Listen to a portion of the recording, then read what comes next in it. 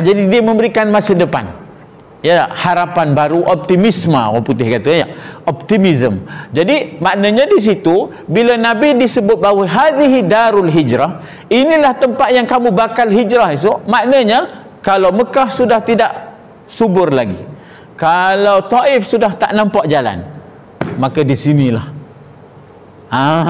di sinilah tempat Islam pada masa yang akan datang. Maknanya di situ sudah nampak dah bahawasanya Nabi kena hijrah, dan tempat hijrahnya ini dia, iaitu Taibah ataupun Yasrib. Sebab itu kalau kita baca selepas pulang daripada Mi'raj bulan Rajab, masuk bulan Syawal, Nabi sudah buat engagement, buat hubungan dengan orang Aus dan Khazraj di Mina. Maka terjadilah Bai'atul Aqabah dekat Jamratul Aqabah, ya, berlakulah bai'ah, perjanjian, ya, understanding MOU-nya dengan penduduk Madinah ataupun penduduk Taibah Yathrib tadi. Di mana? Di Aqabah. Aqabah di mana? Di Mina. Bila? Bulan Syawal. Ketika mana musim nak masuk musim haji. Jadi Nabi ini tadi ambil kesempatan untuk pergi jumpa mereka yang ada di Mina itu untuk menyampaikan Islam, sebab Nabi telah pun diberikan isyarat oleh Jibril masa depan Islam ialah di Taibah. Jadi perlu ada engagement. Macam katalah kita, anak kita kena posting ke Sarawak ke, kena posting ke Pahang ke. Jadi kita ni tadi, siapa ada kawan di Pahang? Jadi kita pun menghubungi kawan kita di Pahang supaya anak kita di sana adalah ayah angkatnya ke, mak angkatnya dan sebagainya, saudara angkatnya. Maka Nabi dengan strategic engagementnya membuat engagement, hubungan dengan Aus dan Khazraj, supaya bila Nabi sampai ke Madinah tak ada masalah dah ada saudara mara je. Bukankah dia menyambut Nabi, anta syamsun, anta badrun, anta nurun fauqa nuri. Dia menyambut Nabi seronok weh. Sedangkan Nabi keluar dari Mekah dikepung oleh musuh, ya, yang menghunuskan pedang untuk membunuhnya serentak orang muda, ya. Sambut Madinah, tala'al badru alai. Lain. Sinarionya berbeza, ya tak? Keadaannya cukup berbeza antara Mekah yang menghalau, yang nak membunuh, dengan sambutan Madinah itu tadi. Tuan-tuan dan puan-puan, kemudian Nabi meneruskan perjalanan, lalu di padang pasir Sinai tercium bau wangian, ya tak? Lalu di padang pasir Sinai tercium bau. Nabi pun tanya kepada Jibril alaihi salam, wangian apa ini wahai Jibril? Maka Jibril mengatakan, hadhihi raihah Masyitatu binti Fir'aun. Ini adalah wangian roh tukang sikat anak Fir'aun. Masyitah tu ialah tukang sisir, tukang sikat lah, ya. Sebab anak raja ni dia ada mak andamnya. Jadi tukang sikat kira mak andam lah. Cakap Arab, tukang sikat itu ialah masyitah.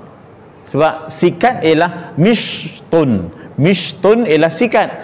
Mim, shinto, misht ialah sikat. Maka tukang sikat masyitah. Min alif shinto.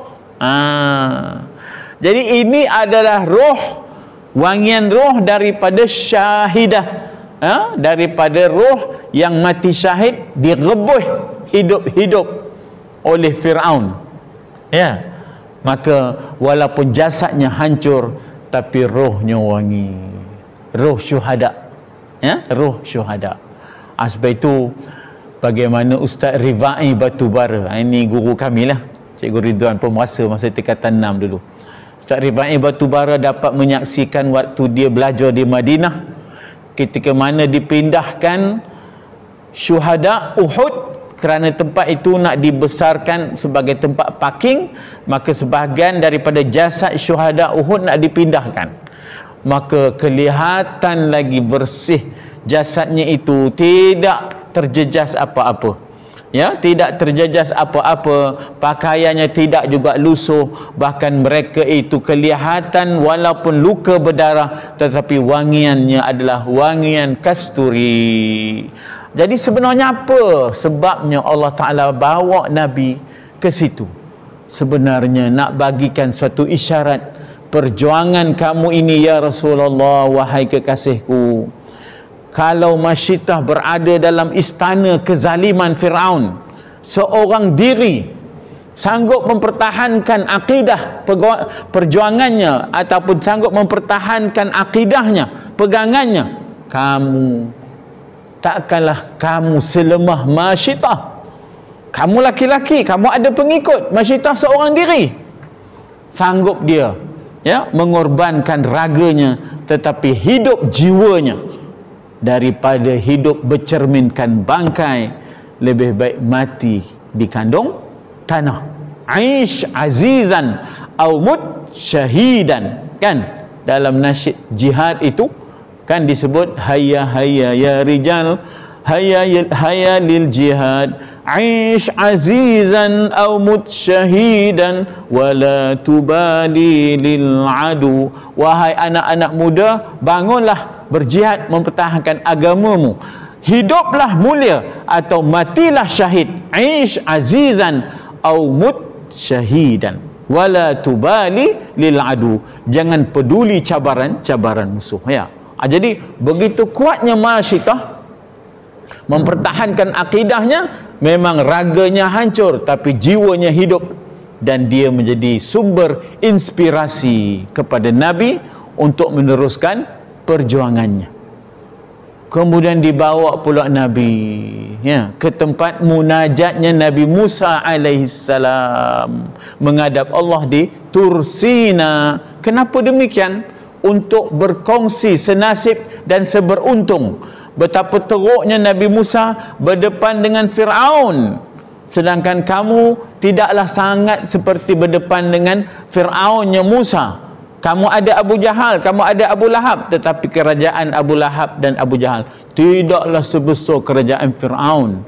Namun Nabi Musa, ya, menang dan berjaya berdepan dengan maknanya Fir'aun. Maka dibawa Nabi ke situ supaya berkongsi senasib dan seberuntung, memberikan inspirasi kepada perjuangan, bahwasanya kebenaran mesti dipertahankan walaupun kamu tinggal seorang diri.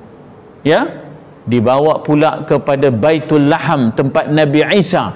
Begitu supaya Nabi dapat kekuatan jiwa dalam perjuangan, kerana Nabi Isa sendiri dikejar oleh musuh-musuhnya untuk dibunuh. Allah Ta'ala angkat dia ke langit.